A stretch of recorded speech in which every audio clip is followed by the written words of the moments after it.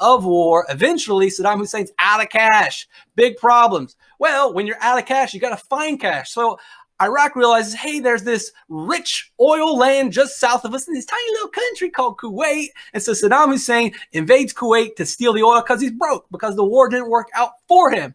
Well, you can't do that. Get out of Kuwait. We've got to protect the oil, as always. Always oil in the Middle East. Now, not so much moving forward as America becomes slightly more energy independent, but in the 70s, 80s, and 90s, you gotta protect the oil. But no one wants to fight a war about oil. Remember, the hippies experienced the Vietnam War. They experienced all the terrible things about the Cold War and fighting communism and fighting for ridiculous reasons. And they're the ones that 60,000 soldiers died defending our country. Now these guys have all grown up and they're like, hey, dude, we're not starting a war over oil. We're not getting into another mess. We're not getting into another quagmire. We're not going to get into some more quicksand. We're staying out of this. Well, George H.W. Bush has got to find a way to convince people to protect Kuwait and the oil. So he's killing babies. Wait, what do you mean? They said they were killing babies. They bring a witness to come on and testify in front of the United States Congress saying, I saw that he's killing the babies. And so, of course, oh, well, if he's killing babies, then we've got to go get involved now. We start a war because someone claims that they're killing babies. She made it up. It was a lie. They investigated after the war, and they found out, yeah, we couldn't find any other confirmed evidence. I mean, she goes and says, I saw them. They were taking babies out of incubators and throwing them on the ground. We got to do something. Okay, well, you know, the oil's probably not a good reason, but if they're killing babies, then we got to go. It was made up. You're like, well, dude, they would never. The government would never ever do this. World War I, Germany, starting the war, invades Belgium. And what do they say? He's killing Belgian babies. And guess what? We joined World War I. Again, Clarence Darrow, famous lawyer from the Scopes monkey trial. Look it up. We didn't work that into American history too. It's in there. And it might be on your AP test. Dude, I'll give $1,000 to anyone who can find evidence that they're chopping kids' hands off. And guess what? No one ever found any evidence whatsoever. It was war propaganda. War, it's always this. But the government would never lie to us. The CIA would never lie to us. They're the good guys. No, they're not. Look at the history. Oh, they're going to demonetize my video now. They're going to I don't have 5 people watching this video anyway, and the only people that are watching this video is because I make them watch the video. Demonetize me. Come for me, CIA. CIA's like, whatever. We don't have to worry about this guy. He's some crank kook anyway. No one believes him. Let's make up another baby war story.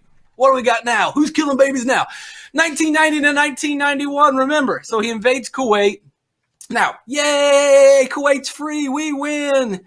And yeah, the babies too. Yeah, we saved the babies. Awesome. Great. We win the war. And then everybody's parading and awesome. Vietnam. What Vietnam? I don't remember no Vietnam. It's America. We're awesome. And we were awesome. We did do the job. And, you know, we protected the oil in Kuwait and the imaginary babies. Think of all the imaginary baby lives that we saved.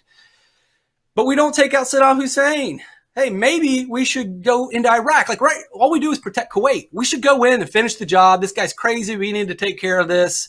Let's, finish the job. And George H.W. Bush, being wise, says, you know what? The job was to protect the babies in Kuwait, and we did it, so we're done. We're not going to get into some messy conflict in Saudi or in Iraq. Who would ever get into a messy conflict in his son. Yeah, his son about, 10 years later decides, yeah, we got to take this guy out.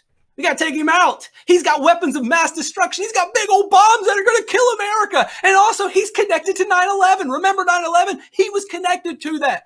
Oh, well, if he's got these nuclear bombs and weapons of mass destruction and he's connected to 9/11, well, of course, let's declare war on Iraq. Didn't we say this was going to get messy? Boom, blow it up, shock and awe. We destroy everything. We overthrow the country. We take out Saddam Hussein. And they're like, all right, let's go get these weapons of mass. Where are the weapons? Where are the bombs? Where are the missiles? There are supposed to be bombs here. There weren't any bombs. He was not connected to 9/11. There were no weapons of mass destruction. It was made up by the CIA. It was made up by the government. They created the lie, and then they told the media, and the media did no fact checking. The media did no reference checking whatsoever. The media just rolled with it. CNN, Fox, NBC, every single one of them, the New York Times, Washington Post. Well, the government told us they had it. Okay, well, you want to fact check it before we go to a war and completely cause millions of people to die?